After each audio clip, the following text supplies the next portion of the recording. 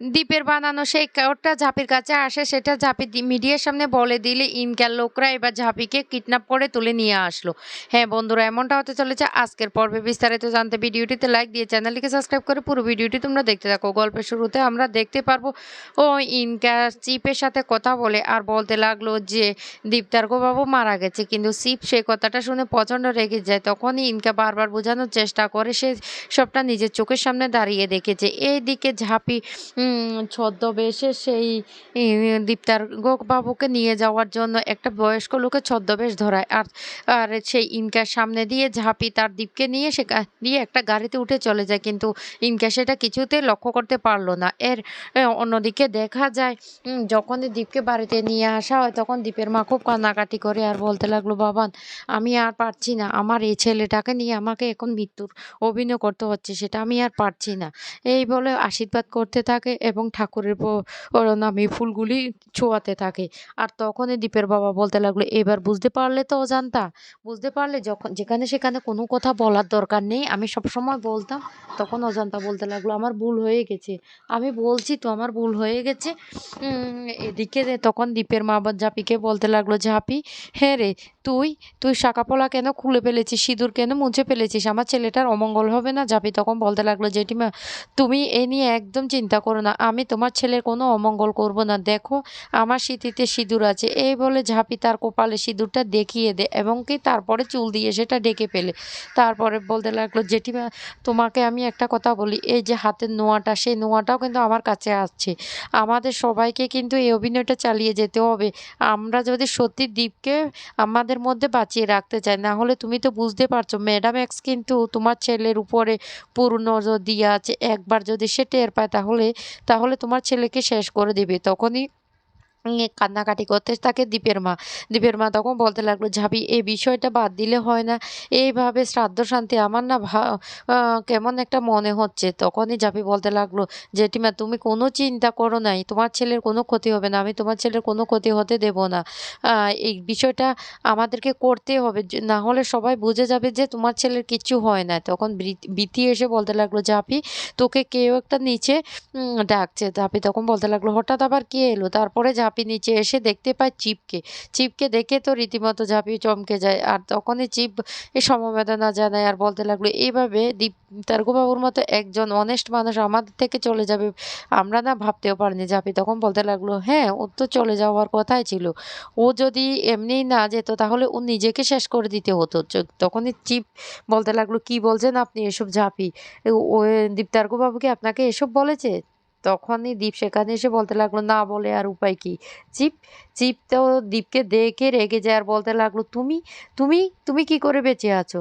তুমি যেহেতু বেঁচে আছো, তোমার 6 ঘন্টা পেরিয়ে গেছে, তোমাকে আমি আর বেঁচে থাকতে দেবো না, তোমাকে আমি শেষ করেই ফেলবো, তোমাকে মরতেই হবে। এই বলে বন্দুকটা বের করে যখন এই দ্বীপের দিকে গুলি ছুটতে যায় তখন ঝাঁপি দ্বীপের সামনে এসে দাঁড়িয়ে পড়ে আর বলতে লাগলো, আপনি কি ভেবেছেন এইভাবে আমার থেকে আমার হাজবেন্ডকে দূরে সরিয়ে দেবেন? আমার হাজবেন্ডকে আমার চোখের সামনে মেরে ফেলবেন? সেটা তো হতে পারে না, আমি থাকতে ওর কিচ্ছু হতে দেব না। দীপ তখন বলতে লাগলো, ঝাঁপি সরে যা, তোর লেগে যাবে। তখন এই ঝাঁপি বন্দুকটা ধরে পেলে আর বন্দুকটা নিজের মাথায় দিয়ে বলতে লাগলো, আপনার যদি মারতে হয় তবে আপনি প্রথমে আমাকে মারুন, তারপর দীপকে মারবেন, আমি বেঁচে থাকতে দীপের কোনো ক্ষতি হতে দেব না। তখন কি করবে চিপ বুঝতে পারে না। চিপ তখন বন্দুকটা নামিয়ে ফেলে। ঝাঁপি তখন বলতে লাগলো, বিশ্বাস করুন আমি আপনাকে কিছু কথা বলতে চাই, আপনি যদি আমার কথাটা শুনেন। চিপ তখন বলতে লাগলো, ঠিক আছে আমি শুনছি, তবে আমি বুঝতে পারছি না কি করে দীপ্তার্ঘবাবু বেঁচে আছে। আর তখন একে একে বাড়ির সবাই সেখানে চলে আসে, সবাইকে দেখেই তো রীতিমতো চমকে যায়। চিপ তখন বলতে লাগলো, সবাই সবাই মিলে কি আপনারা আমাকে বোকা বানানোর চেষ্টা করছেন? ঝাঁপি তখন বলতে লাগলো, সেই জন্য তো আপনাকে বলছি আমাদের কথাটা মন দিয়ে শুনতে।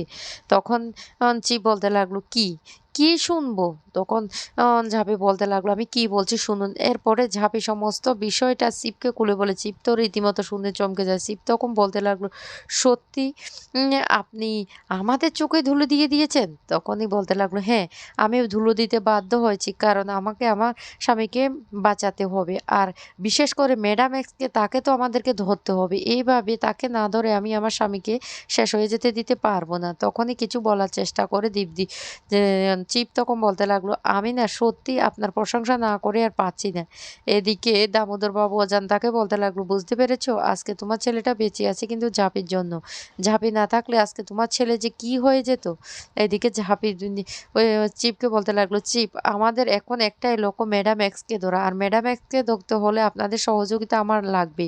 উজ্জয়িনী ম্যাম তখন বলতে লাগলো, "চিপ, আমি আপনাকে এর আগে বলেছিলাম না ঝাঁপির বুদ্ধির কথা? ঝাঁপির মতো এমন একটা বুদ্ধিমতী মেয়ে না আমি আর দুটো দেখিনি।" ঝাঁপি তখন বলতে লাগলো, "আমার বুদ্ধিমত্তা কতটুকু সেটা আমি জানি না। আমার একটাই লক্ষ্য, আমাকে যেকোনো প্রকারে আমার স্বামীকে বাঁচাতে হবে। তার জন্য যেকোনো কিছু আমি স্যাক্রিফাইস করতে রাজি আছি।"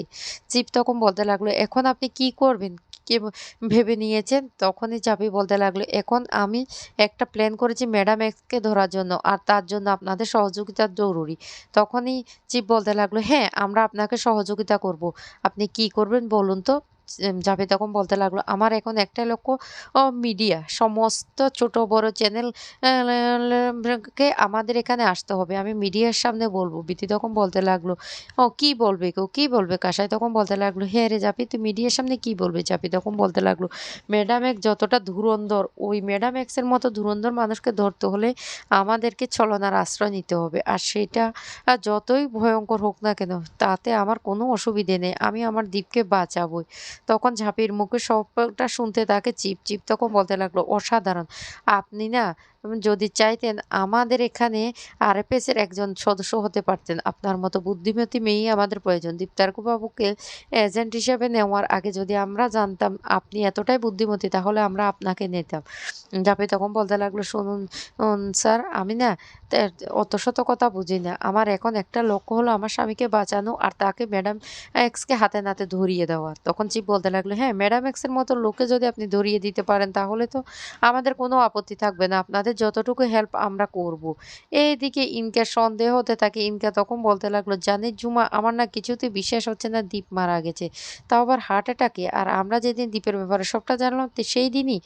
তখন ঝুমা বলতে লাগলো, "আ সবটা তো তুমি দেখেছি নিজের চোখে। তাহলে তাহলে তোমার কেন এতটা সন্দেহ হচ্ছে?" তখনই বলতে লাগলো, "দেখ, দেখ, আমি একটা কথা বলে রাখি, ঝাঁপিকে তো আমি বিশ্বাস করিই না।"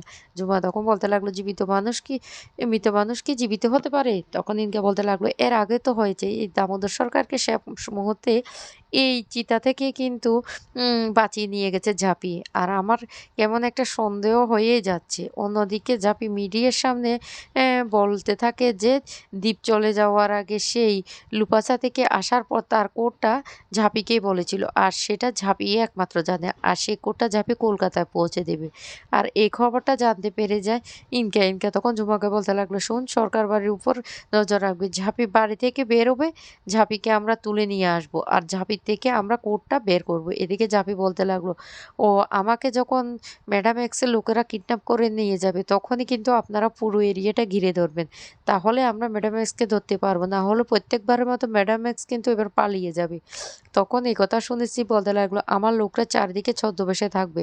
আপনি শুধু বে বলার সাথে, সাথে আমরা কাজটা করব।" তখন দীপ বলতে লাগলো, "না ঝাঁপি, তোর অনেক বড় রিস্ক হয়ে যাবে।" এদিকে ইনকে চিপের সাথে কথা বলে বলতে লাগলো, "আজকে আমরা ঝাঁপিকে কিডন্যাপ করব। আপনি কোনো চিন্তা করবেন না। ঝাঁপির থেকে আমরা কোডটা বের করবই।"